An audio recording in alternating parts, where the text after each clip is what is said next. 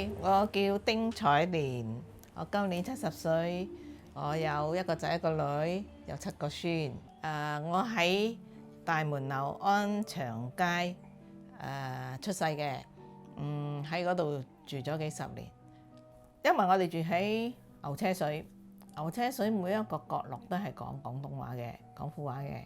咁樣由細到大，個個都係用呢個語言去溝通嘅，所以每一次我哋都會覺得好親切咯，好有歸屬感咯。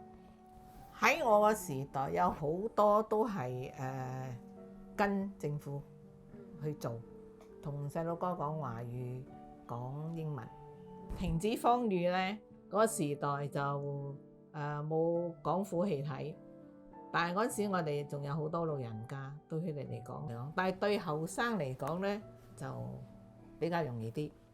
好似我個年代咁樣，我生咗2個細路哥，推廣華語，但係對我嚟講，我都係唔開心，因為我哋都係個根係廣府話大嘅，所以我都有少少抗拒。所以我喺屋企都係同我啲細路哥講廣府話，因為我覺得細路哥係好聰明嘅，佢一去幼稚園啊，佢就會識噶啦。所以我冇同佢哋講英文，亦冇講華語。嗰陣時好多人都喺彼此傾偈嘅時候，好多人都唔高興，但係冇得講嘛，政府講唔得咪唔得咯。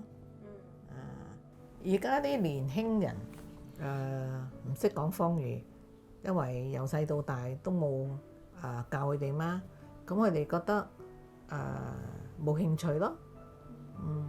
咁樣我幾都唔記得同我啲孫講廣府話咧。因為環境逼成嘛，頂我哋又係老咗冇咗嗰種耐性，因為你同佢講，你要日日對住去同佢講。教佢去跟住你講先至學到嘛。但係如果你一個星期見，你係教係好慢，冇耐性去學。咁你又諗下，哎呀講咁多，不如講英文啦，一句佢就明啦，咁咪搞掂咯。一樣係我哋都係冇咗耐性。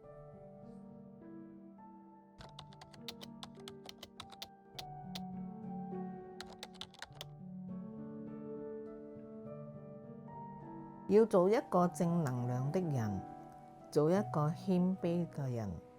人生偶然吃下虧唔要怕，因為吃虧係福。凡事唔好執着，要懂得放下。